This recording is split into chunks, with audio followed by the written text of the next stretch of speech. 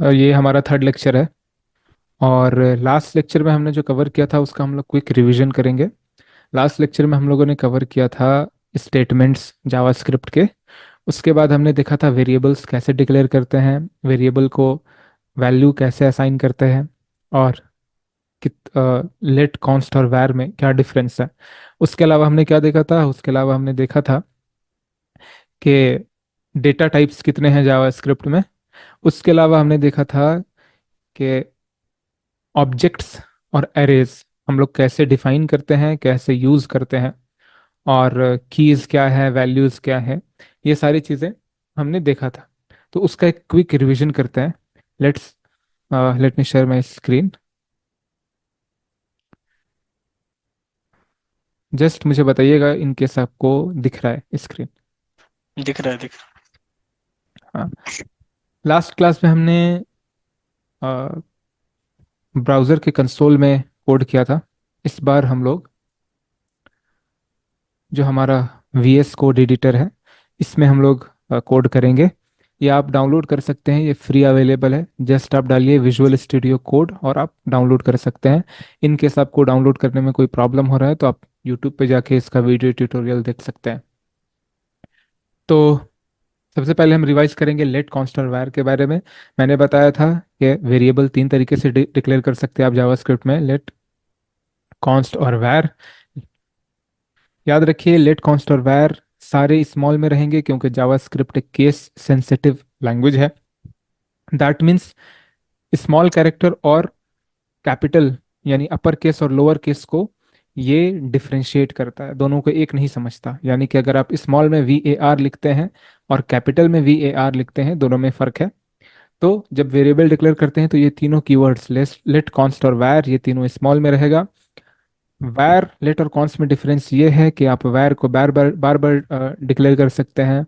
उसके अलावा वैर जो होता है वो ग्लोबल वेरिएबल्स डिक्लेयर करता है। जब आप वैर के थ्रू कोई वेरिएबल डिक्लेयर करते हैं तो वो विंडो ऑब्जेक्ट की एक प्रॉपर्टी बन जाता है। उसी तरीके से वैर जो होता है होस्टेड होता है। होस्टिंग मैंने आपको पढ़ाया नहीं था क्योंकि हम जब एग्जीक्यूशन कॉन्टेक्स्ट पढ़ेंगे उस वक्त हम होस्टिंग पढ़ेंगे। लेट और कॉन्स्ट होस्टेड होता है या नहीं वो भी मैं आपको बताऊंगा जब हम एग्जीक्यूशन कॉन्टेक्स्ट वाला लेक्चर पढ़ेंगे। उसके अलावा मैंने आपको बताया था कि लेट और कॉन्स्ट जो होता है वो ES5 के बाद यानी ES6 से शुरू हुआ, पहले सिर्फ और सिर्फ वैर था।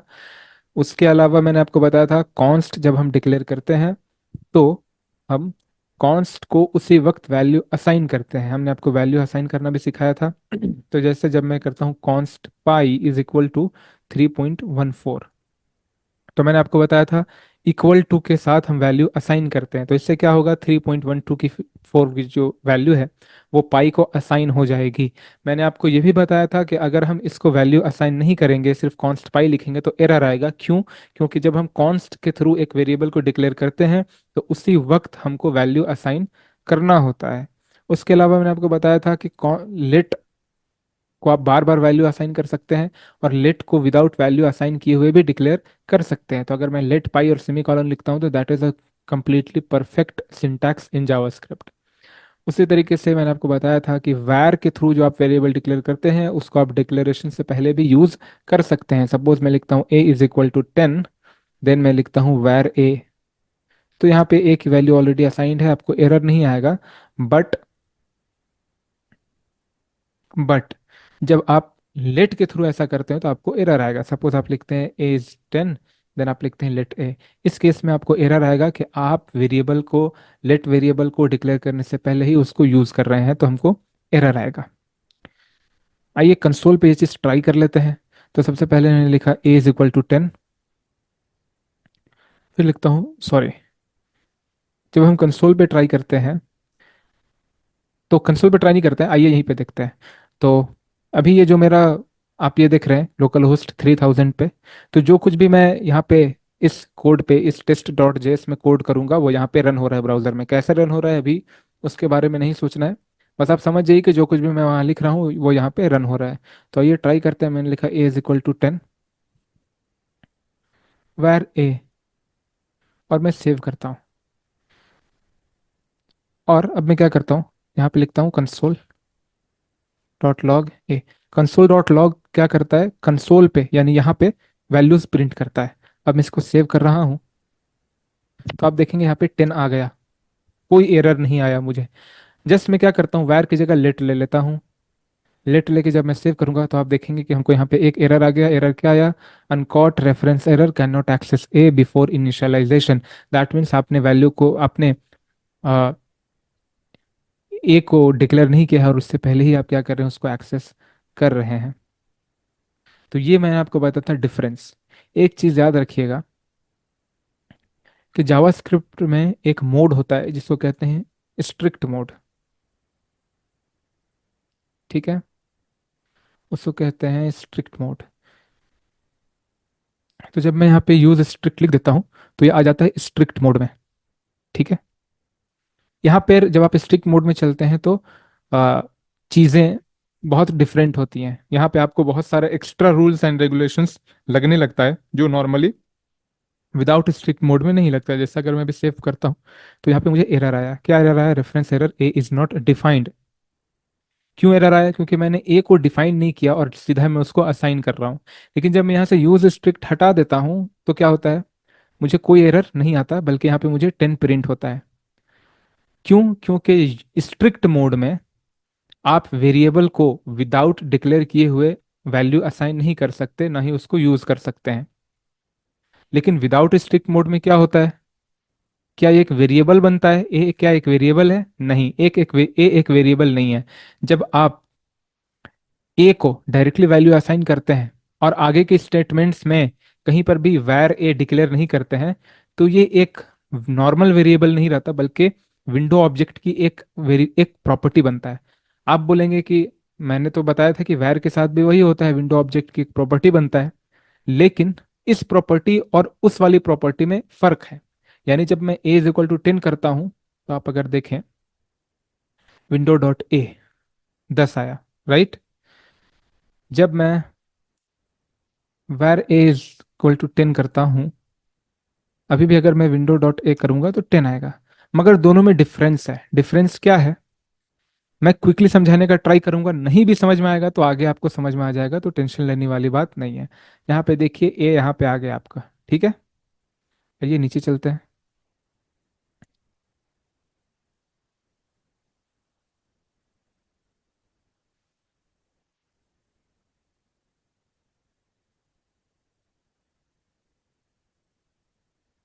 ठीक है, मैं नीचे इसलिए गया, मैं आपको सारा दिखाना चाहता था इसमें क्या क्या प्रॉपर्टीज है। आइए अब वैर के साथ ट्राई करते हैं, सॉरी, नॉर्मल ए के साथ ट्राई करते हैं। ठीक है,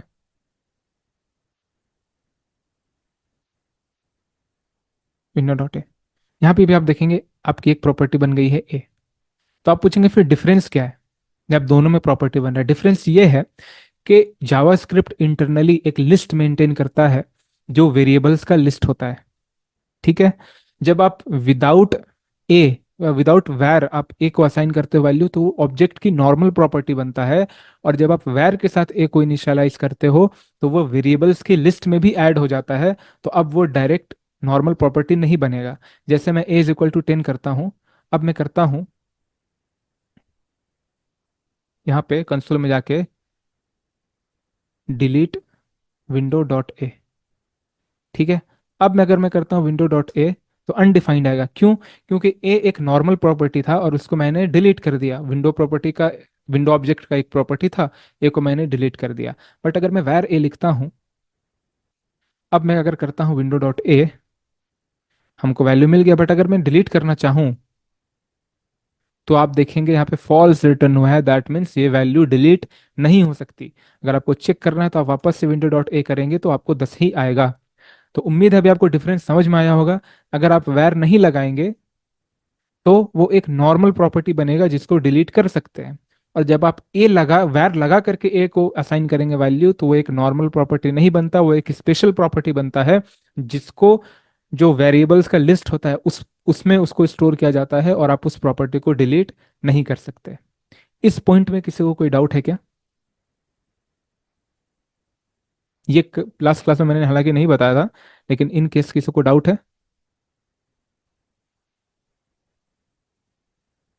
नहीं है, नहीं भाई। ठीक है। ये था डिफरेंस वैर लेट और कॉन्स्ट का।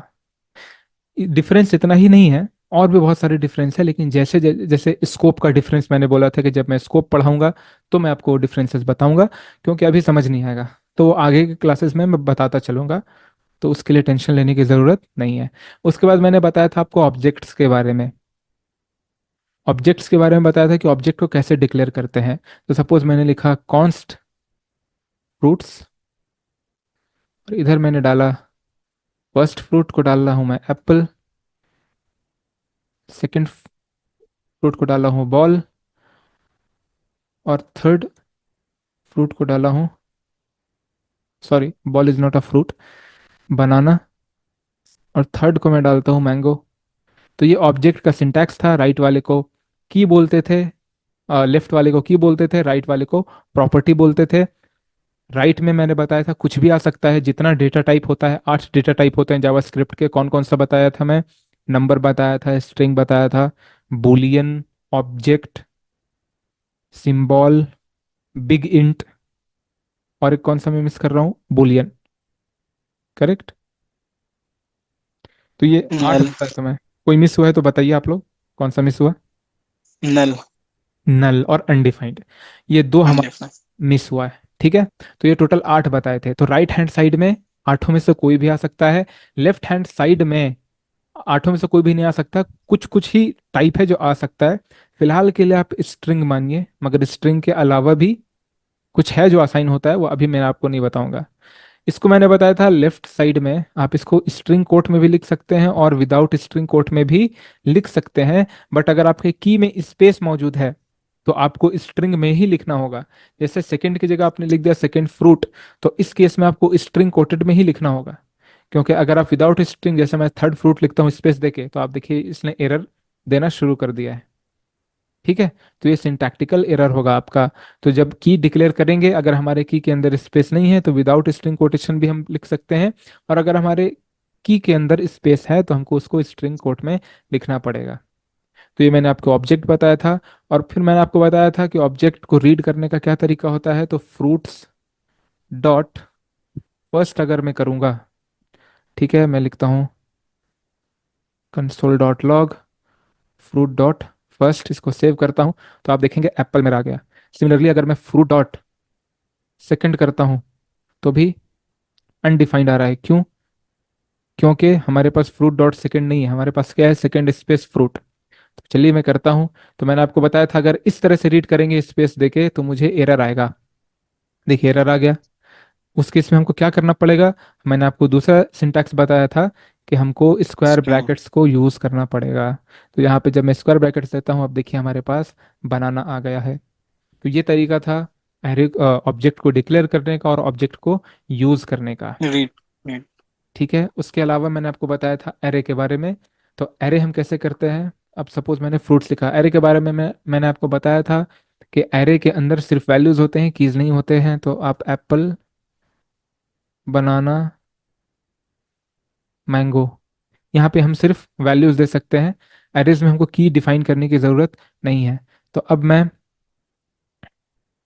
कंसोल डॉट लॉग फ्रूट्स करता हूँ, तो मैं यहाँ पे अपने पूरे फ्रूट्स को देख सकता हूँ, एरे को। लेकिन मैंने आपको बताया था जब आप इसको एक्सपेंड करो तो आपको यहाँ पे कीज भी दिखती हैं, 0 1 2, हालांकि हमने की डिक्लेयर नहीं किया है। तो मैंने आपको इसके बारे में बताया था कि एक्चुअली ये इंडाइसेस हैं, इनको इंडेक्स कहते हैं। और ये 0 से शुरू होता है और ये नंबर होता है 0 1 2 3 4 5। जितने आप ऐड करते जाएंगे 0 से आप काउंटिंग शुरू करते जाइए। तो अगर किसी एरे का लेंथ 3 है तो उसका मैक्सिमम इंडेक्स 2 होगा, क्योंकि 0 1 2। उसी तरह अगर किसी एरे का टोटल लेंथ, यानी कि उसमें कितने आइटम्स हैं, उसका अगर लेंथ 10 है तो उसका मैक्सिमम इंडेक्स 9 होगा। और लेंथ चेक करने का तरीका क्या था? मैंने आपको बताया था लेंथ नाम की प्रॉपर्टी होती लेंथ। है। तो फ्रूट्स डॉट लेंथ आप करेंगे तो आपको उसका लेंथ मिल जाएगा। उसी तरह से मैंने आपको बताया था कि एरे की वैल्यूज कैसे रीड करते हैं। तो मैंने आपको बताया था ऑब्जेक्ट में जिस तरीके से हम कीज लिखते थे स्क्वायर वाले सिंटैक्स में, उसी तरह ये स्क्वायर ब्रैकेट्स के अंदर आपको सिर्फ इंडेक्स डाल देना है। तो अगर आपको यहाँ पे बनाना प्रिंट करना है तो आप देखेंगे कि बनाना का इंडेक्स क्या है। 0 से काउंटिंग शुरू कीजिए, 0 और 1। तो यहाँ पे आप 1 डाल दीजिए, तो हमको क्या हो गया? बनाना प्रिंट हो गया।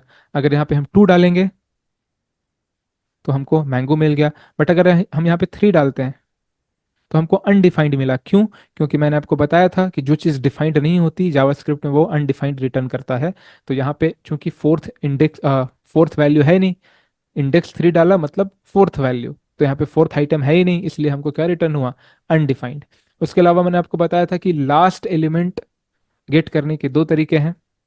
मैं क्या करता हूँ, फ्रूट्स और उसका लास्ट इंडेक्स पता करने का तरीका, फ्रूट्स डॉट लेंथ -1, क्योंकि फ्रूट डॉट लेंथ कितना होगा? 3, और 3 - 1 2, तो हमको ये मिल जाएगा।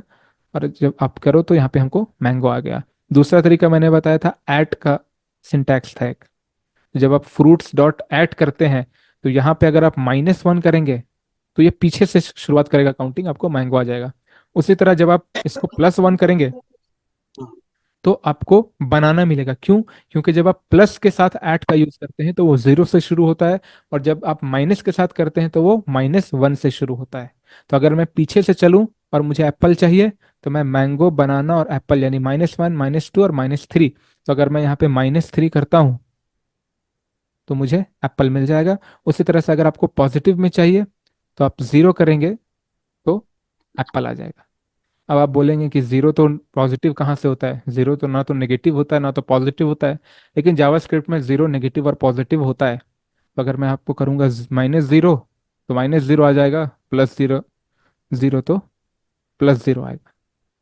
अब अगर मैं -0 == +0 करूँगा तो ट्रू आएगा। बट ये दोनों सेम नहीं है, ठीक है? मैं आपको बताऊंगा कि वो सेम कैसे नहीं है, -0 और +0। जब मैं आपको आगे पढ़ाऊंगा एडवांस टॉपिक्स, उस वक्त मैं आपको इन दोनों के बीच का डिफरेंस बताऊंगा। ठीक है? तो जब हम फ्रूट्स डॉट ऐड करते हैं तो आप लोग अपना माइक म्यूट कीजिए।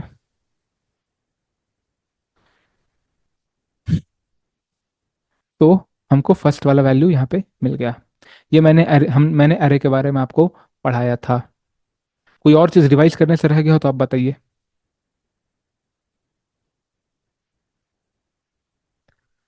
ठीक है, यहाँ पर कोई डाउट इतने में? ठीक ठीक है ना। एक चीज, इंटरपोलेशन ना। हाँ एक चीज सही आपने याद दिलाया। तीसरी चीज मैंने बताया था कि आपका जो स्ट्रिंग है उसको डिफाइन करने का 3 तरीका है। तो पहला है जैसे वैर फर्स्ट नेम = सालिम, वैर सेकंड नेम = सकलैन,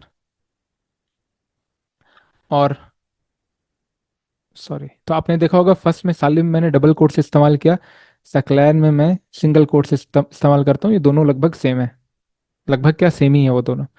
अब थर्ड में करता हूँ वैर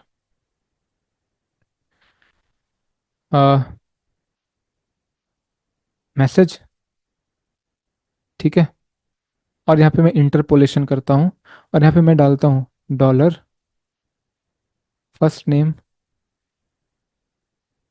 इज लर्निंग, ठीक है? और यहाँ पे मैं करता हूँ console.log मैसेज, सेव करता हूँ। तो आप देखेंगे यहाँ पे आ गया क्या, सालिम इज लर्निंग। क्यों? क्योंकि मैंने बताया था ये इंटरपोलेशन होता है, और ये जो बैक टिक्स होते हैं इसको हम लोग जावास्क्रिप्ट में क्या कहते हैं, टेम्पलेट स्ट्रिंग कहते हैं। तो ये बाकी का हिस्सा कांस्टेंट रहेगा, ये चेंज नहीं होगा, बट ये जो डॉलर और ब्रैकेट के अंदर जो भी हम लिखेंगे वो उसकी वैल्यू यहाँ पे रिप्लेस हो जाएगी। अब मुझे अगर लिखना है सकलैन इज लर्निंग, तो मैं सिर्फ यहाँ पे सेकंड नेम सेकंड नेम डालूंगा, और जब मैं सेव करूंगा तो सेकंड नेम की वैल्यू वहाँ पे रिप्लेस हो जाएगी और आ जाएगा सकलैन इज लर्निंग। इसको कहते हैं इंटरपोलेशन, और जावास्क्रिप्ट में इसका नाम है टेम्पलेट स्ट्रिंग। तो ये था लास्ट क्लास।